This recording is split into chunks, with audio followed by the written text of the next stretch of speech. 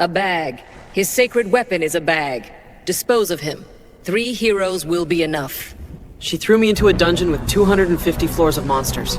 She thought I would die down there. I was supposed to start high school in the spring. Instead, I woke up in a ritual chamber. There was a magic circle drawn on the stone floor, and 3 other Japanese guys were standing in it with me. A flashy dude in his 20s who looked like he spent more time at nightclubs than libraries. A quiet guy with a sharp jaw and dead eyes. And a pudgy, grinning otaku who was practically vibrating with excitement. The flashy one groaned about missing his part-time shift. The quiet one asked, carefully, what was going on. And the otaku, he let out this booming laugh and shouted that this was just like an isekai light novel. Honestly, he was right, and I was thinking the exact same thing. See, my sister works at a publishing house. Our apartment is basically a warehouse for light novels and manga. I've read dozens of these stories. Ordinary guy gets summoned to another world, gains incredible powers, saves the kingdom. I knew the formula by heart. So when a beautiful woman in an elaborate gown appeared before us, blonde hair styled absurdly high, figure that belonged on a magazine cover, and introduced herself as Queen Walujo von Geta Niga, my heart was racing, not from fear, from excitement. She told us the standard pitch. A demon king threatened the world. The kingdom's forces couldn't handle it, so they summoned heroes from another dimension, us, to fight in their place. And here was the kicker. There was no way home. The summoning was one way. Only the demon king possessed the ancient magic that could send us back. The flashy guy, Yamada Charao, clicked his tongue and said he'd do it, since he had no choice. The quiet one, Ueda Shizuka, nodded without expression. The otaku, Ida Otaku, pumped his fist and declared it the adventure of a lifetime. I agreed with Otaku. This was everything I'd ever dreamed about. When Queen Walujo asked for our names, I introduced myself last. Karao barely acknowledged me. Shizuka glanced at me and looked away. But Otaku, he reached out his hand with this big goofy grin and said, "A pleasure, Keisuke Dono. Let's do our best together." That warmth. I didn't know it then, but that single moment of kindness would echo further than any of us could imagine. The queen moved on to the ceremony. Every summoned hero receives 3 divine gifts, she explained. An item box for storage, an appraisal skill to read information, and a sacred weapon, a unique armament tied to each hero's soul. 4 pillars of light descended from the ceiling. Karao got a sword. He grinned like a wolf. Shizuka got a spear. She tested its weight with practiced hands. Otaku got a bow. He cheered, relieved he wouldn't have to fight up close. And I got a school bag. Not a metaphorical bag, not a magical satchel that happened to look like a bag. My actual school bag, the one from Alpico Academy, the high school I'd been accepted to. Brown leather, standard issue,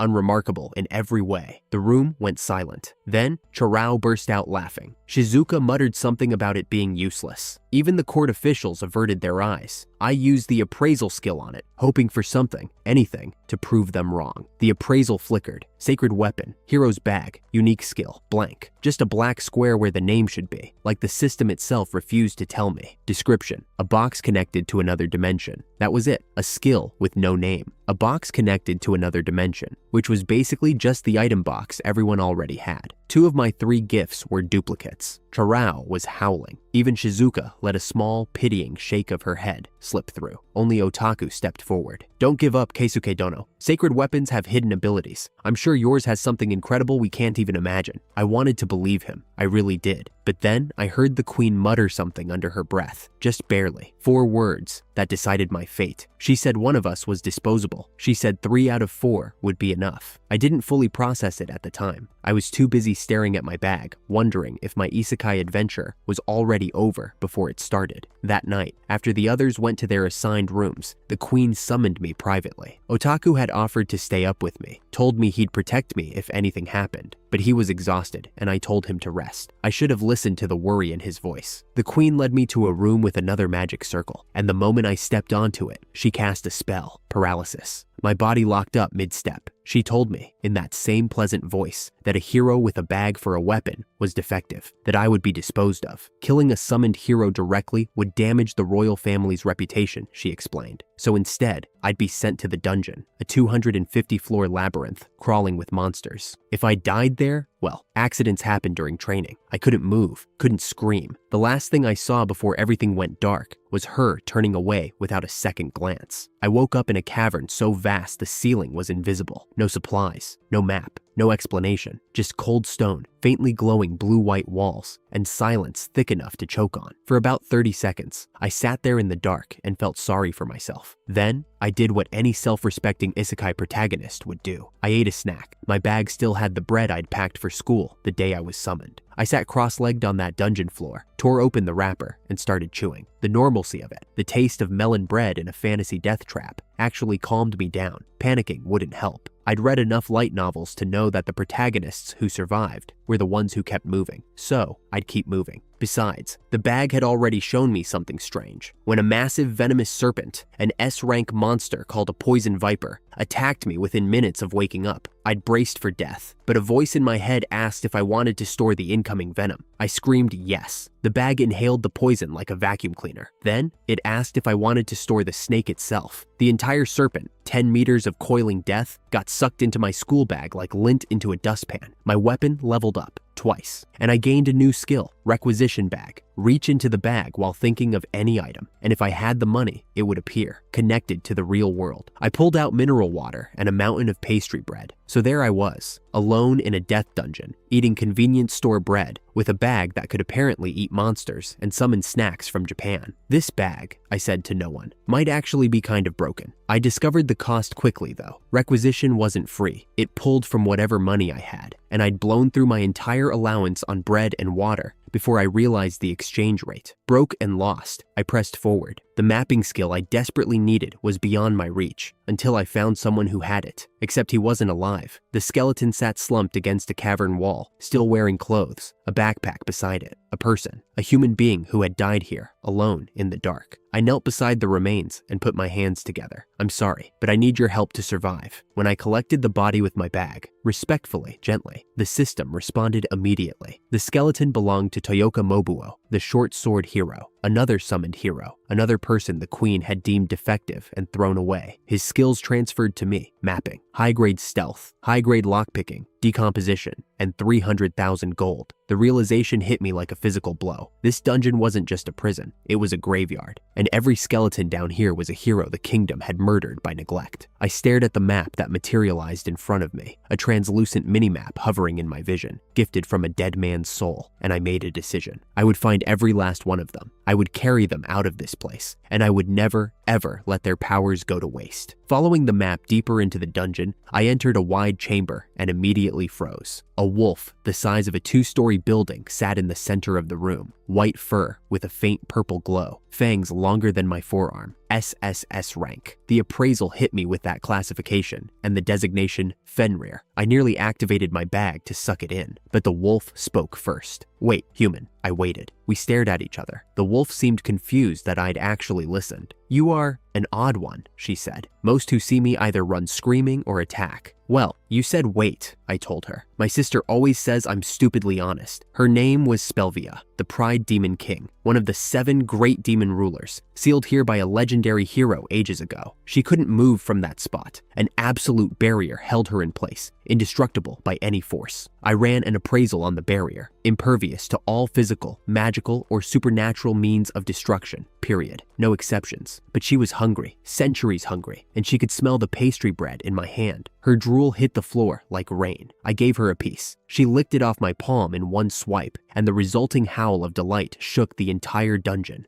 Dust fell from the ceiling. I fell on my butt. This is incredible. So fluffy, so sweet. I've never tasted anything like this. I gave her more. She devoured them, and somewhere between the 5th and 10th pastry, the scariest creature I'd ever seen became the most enthusiastic food critic in existence. Be my friend, I said. Your friend? Yeah, I need someone who knows this world, and you need someone who has bread. I accept. I shall be your friend, human. Keisuke. She was lonely. God, she was lonely. Sealed underground for eons, with nothing but darkness and hunger. No voice to hear, no face to see, just cold stone and her own thoughts, spiraling forever. When I told her I'd free her, something in her voice cracked, just for a second, before she covered it up with bluster.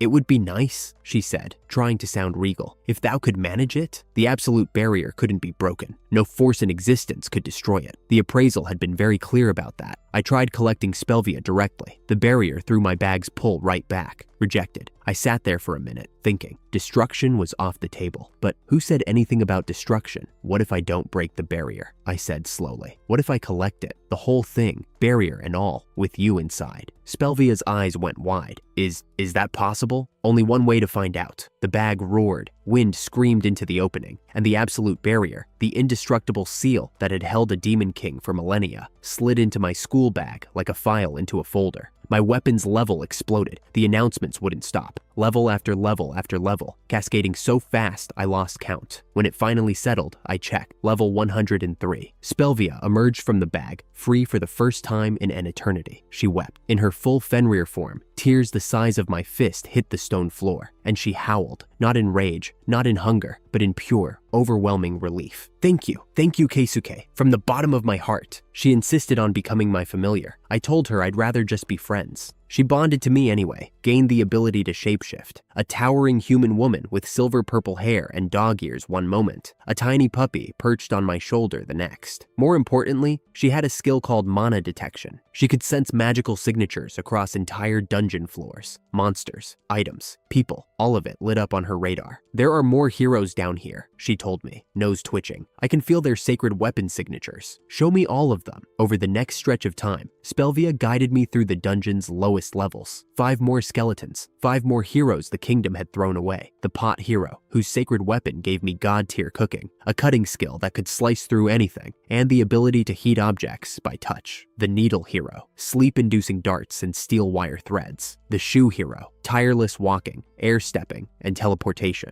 The broom hero, cleaning, purification, and gale force wind blasts. The mirror hero, paired mirrors that could see and transfer objects across any distance. 7 sacred weapons total, counting my bag and the short sword. Each one had been judged worthless by appearance alone. Each hero had starved to death in the dark because a queen, or her ancestors, because this had been going on for generations, decided that a pot, a needle, a shoe wasn't heroic enough to keep alive. The worst part? Their skills were incredible. The pot hero's cooking ability could have fed an army. The needle hero's darts could immobilize any enemy. The shoe hero could walk on air. None of them were weak. They were just unconventional, and for that, they died. I knelt beside every single skeleton before collecting it, put my hands together, apologized, thanked them for their service. The service nobody had ever acknowledged. I'll carry you out of here, I told each one, and I'll make sure your power means something. The stacking effect was something Spelvia noticed first. My bag's level was climbing at an absurd rate, because owning 7 sacred weapons meant earning experience at 7 times the normal speed. Every step I took in the shoe hero's boots, every monster I defeated, every action fed into all 7 weapons simultaneously. My combat tests confirmed the insanity. The needle hero's sleep darts, boosted by my inflated level, didn't just put enemies to sleep, they put them to sleep permanently. The pot hero's absolute severance skill didn't just cut through a monster, it vaporized an entire rock formation behind it. Spelvia stared at the smoking crater where a cavern wall used to be, and slowly turned to look at me. You are, she said flatly, the most terrifying 15-year-old in existence. I'm just using what they gave me, I said, and I meant the dead heroes, not the queen. Then, Spelvia's laser beam incident happened. See, I'd discovered that my cooking,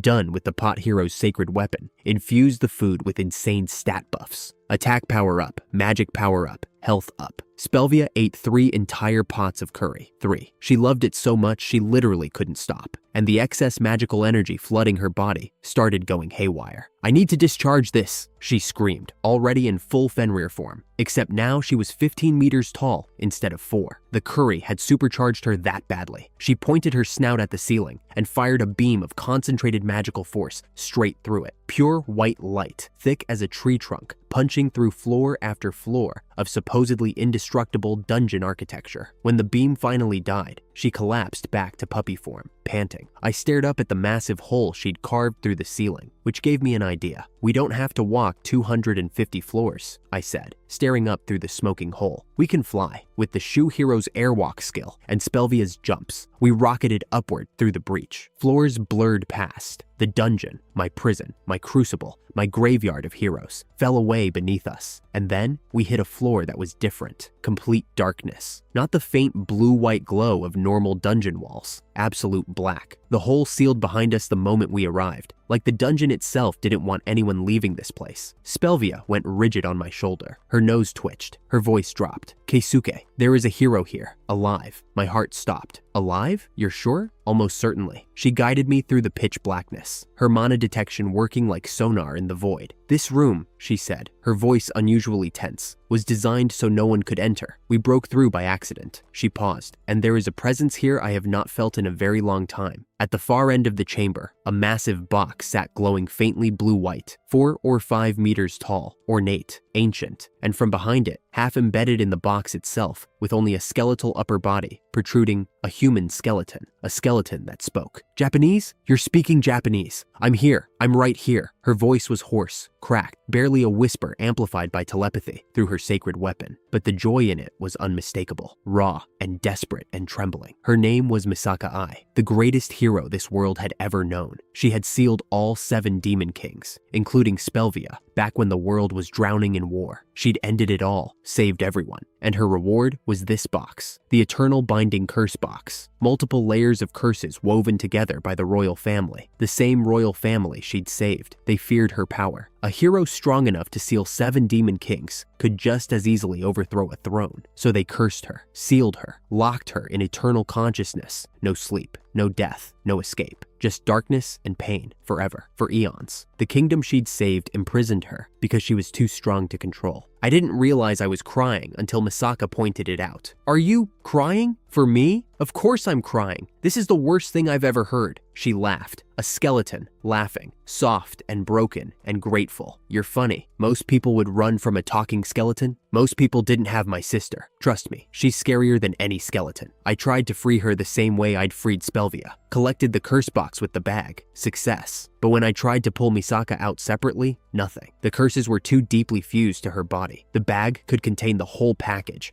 but couldn't separate prisoner from prison. I pulled the curse box back out, ready to apologize, ready to tell her I'd failed. But Misaka was sobbing, not from sadness, not from pain. Thank you, she said. Thank you, thank you, thank you. Inside your bag, I could sleep. For the first time in, I don't even know how many centuries anymore, I slept. I actually slept. She'd been awake the entire time. Centuries, maybe millennia, of unbroken consciousness. No sleep, no rest, no escape from her own thoughts. Just existing in the dark, forever, with no way out and no end in sight. Something broke inside me, not in a bad way, in the way that a wall breaks when you finally punch through it. I looked at this woman who'd given everything and received only suffering, and I made a decision that had nothing to do with isekai tropes or power fantasies. I'm going to free you completely, I said. The bag's level isn't high enough yet, but I have 8 sacred weapons now, and my experience multiplier is insane. I will break every curse on that box. Keisuke, don't push yourself too hard for my sake. I've waited centuries. I can wait more. Maybe, but you shouldn't have to. She offered me her sacred weapon, the Divine Eye, a god-ranked ability that transcended normal hero power. She pressed her skeletal forehead against mine, and light seared through my right eye. The world sharpened. Colors I couldn't name, details I couldn't have seen before, magical signatures, invisible to the naked eye, suddenly blazing everywhere. The moment the transfer completed, my bag's level surged again, and then the system offered to extract a curse layer. The first curse broke, just one layer, one lock out of many. But when I pulled the curse box back out, Misaka had changed. Withered skin covered the bone.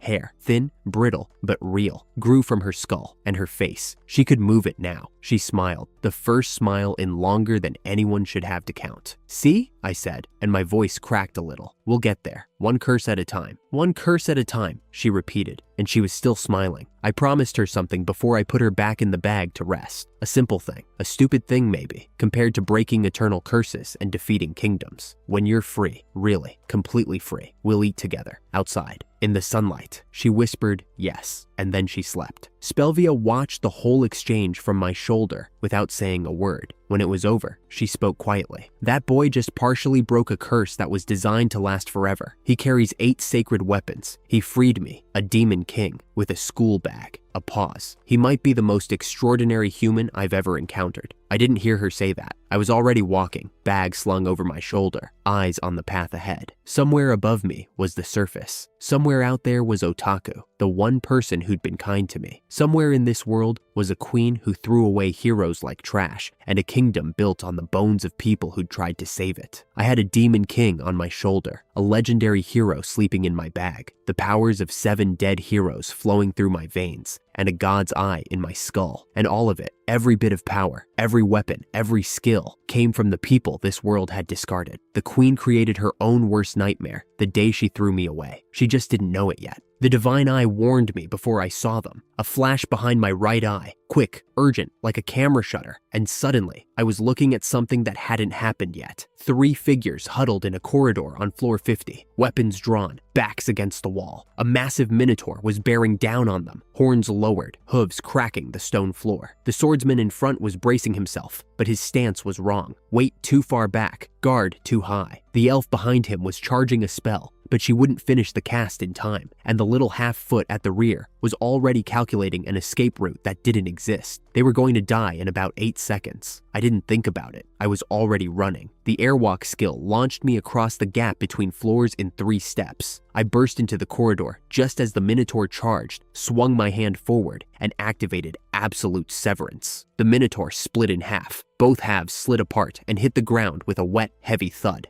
Dust billowed. Silence. The swordsman stared at the bisected monster, then at me, then back at the monster. You saved us! He grabbed my hand with both of his, rough, calloused, shaking. You're our savior. Thank you. Thank you so much. He was pumping my arm so hard I thought it might come off. His name was Shequin, and he had the kind of earnest, golden retriever energy that made it impossible to be annoyed at him. The elf behind him had a very different reaction. She grabbed Shequin's shoulder and yanked him away from me like I was radioactive. Her name was Elsha, and the look she gave me could have frozen lava. She told Shequin he was an idiot, that I'd just one-shotted a monster that should have killed all 3 of them, that the magic I'd used was unlike anything she'd ever seen, that I was probably a demon wearing the skin of a child. I mean, I wasn't, but I understood her logic. He's just a normal little kid, Shequin protested. Elsha pointed her staff at me. She told me to stay back, or she'd blow my head off. That's a bit much, I said. The half-foot, Chibibik, who turned out to be a scout and thief, was the one who changed everything. He squinted at me, then his eyes went wide. He said my name, my full name, and then he said 3 words that made my heart stop. OTK Merchant Guild, Otaku's guild, the guild built by the bow hero, the only person who'd been kind to me at the summoning. Chibibik explained that OTK's guild master, a former summoned hero named Otaku Ida, had placed a bounty of 100 million gold on finding a Japanese boy named Keisuke Sakuhira. Search parties had been deployed. The bounty had been raised when they came up empty. 100 million gold for me. Then Chibibik said something else, something that didn't make sense. He mentioned the guild had been founded 10 years ago. 10 years. I'd been in this world for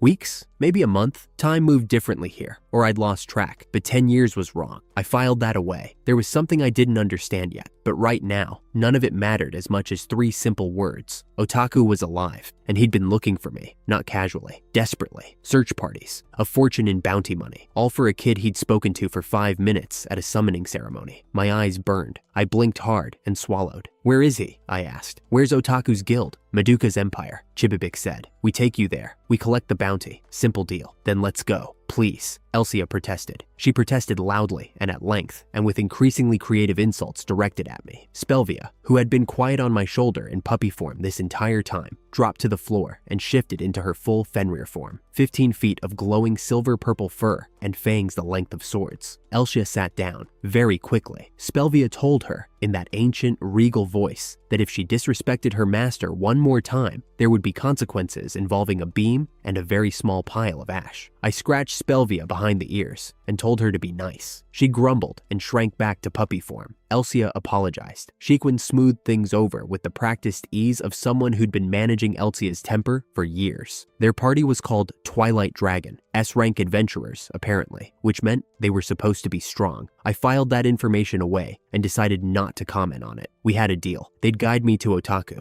I'd just come along. The journey upwards started simply enough. Chibibik took point as navigator. Shequin and Elsia flanked me like bodyguards, and Spelvia rode on my head, scanning for threats with her mana detection. They were exhausted within 8 hours. I wasn't. The shoe hero's walking skill meant I could march forever without tiring. But Twilight Dragon had been fighting their way through this dungeon for a month. Their food was gone, lost running from the Minotaur. Their gear was battered, and they were trying to protect me, which was sweet. Misguided, but sweet. Let's rest, I said. I'll cook. I opened my bag and pulled them inside, into the pocket dimension. Their screaming was significant. A white void stretching in every direction tends to do that to people who've never seen it before. Elsia demanded to know what was happening. I told her it was the inside of my bag. She demanded to know how that was possible. I told her I didn't really know. Shequin thought it was incredible. Chibibik muttered something about me being an insane child and decided not to ask further questions. I liked Chibibik. He understood that some things were better left unexplored. I cooked Minotaur beef stew, using the monster Spelvia had quietly shoved into the bag while nobody was looking. In this world, monster meat was supposedly inedible for humans. Elsia told me so with the careful patience of someone explaining to a toddler that the stove was hot. But the pot hero's cooking skill didn't care about the rules of this world. It turned raw monster meat into something that smelled like a 5-star restaurant. Shequin was brave enough to try it first. One bite. His eyes went wide. He started shoveling. Elsia was the first to cry. She had tears running down her cheeks after the second bite, and she whispered that she'd never eaten anything so good in her life. Then she asked for thirds. Shequin and Chibibik weren't far behind, but nobody, and I mean nobody, out-ate Spelvia. She buried her entire Fenrir face in the pot and emerged with stew dripping from her whiskers, tail wagging at supersonic speed. The food was doing more than filling their stomachs. The pot hero's cooking infused every dish with magical energy. Each bite was quietly, invisibly boosting their physical stats. Attack power, magic power, endurance, all of it climbing with every mouthful. They didn't notice. They were too busy being happy. While they slept, all three of them snoring in a pile like exhausted puppies, I got to work. The Hammer Hero's sacred weapon had given me god-tier blacksmithing, and in the Hammer Hero's item box, I'd found a stash of divine-grade materials, Kamui iron, mithril, magic ores that he'd collected before he died, enough to outfit a small army. I made Shequin a new sword from Kamui iron. The blacksmithing was absurdly easy. The Hammer Hero's skill let me shape legendary metal by just tapping it with the hammer while picturing what I wanted. No forge needed, no fire, just intention and a divine-grade tool that did the rest. Ancient dragon scales couldn't scratch the finished blade. I made Chibibik a new dagger from the same metal. I forged armor from Kamui iron, boots from the hide of monsters I'd collected, and a staff for Elsia using magic silver mixed with mana crystals. Spelvia's suggestion, since magic silver conducted magical energy better than anything else. The staff came out 2 full grades stronger than the other equipment. Elsia's magic was about to get interesting. I shaped every piece to look identical to their old equipment, so they wouldn't notice the swap. Same scratches, same leather wrapping, same everything on the outside, completely different on the inside. Then I sat back and waited for morning. They woke up feeling incredible. Of course they did. Their stats had been boosted by magical food, and their gear had been replaced with weapons that outclassed anything short of a sacred weapon. They didn't understand why their bodies felt lighter, why their heads felt sharper, why their old sword suddenly seemed heavier than they remembered. Must be because we ate well and slept well, I offered. Shequin bought it immediately. Chibibik gave me a long, flat look that said he knew exactly what I'd done and had decided, very deliberately, not to acknowledge it. Elsia narrowed her eyes, opened her mouth, saw Spelvia glaring at her, and closed it again. We pressed forward, and the difference was immediate. A Dullahan blocked a corridor. Shequin cut through it in a single swing and stood there staring at his own hands like they belonged to someone else. A pack of one-eyed demons swarmed a hallway. Chibibik's dagger tore through them in a blur of silver. A horde of ash wolves cornered us on a stairwell. Elsia cast a fire spell, and the explosion was so massive, it vitrified the dungeon floor into glass. She'd aimed for a campfire-sized fireball. She got a bomb.